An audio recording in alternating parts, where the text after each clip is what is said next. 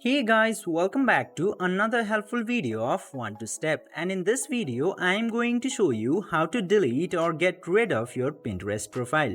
So without any further ado, let's dive right into this exciting video.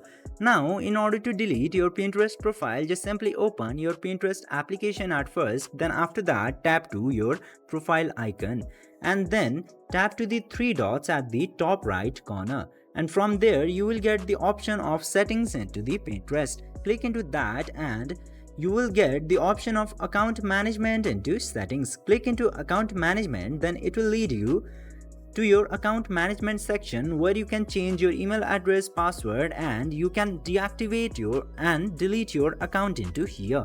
In order to get rid of your account, just simply tap into this delete your data and account option, and after clicking into there, click to continue.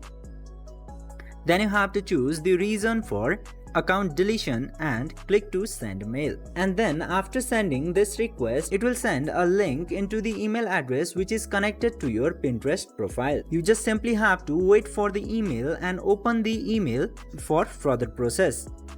Now from here, you just simply have to tap into this yes delete my account option, and then your account will be deleted within the 7 days. By following these very easy steps, you can easily get rid of your Pinterest profile.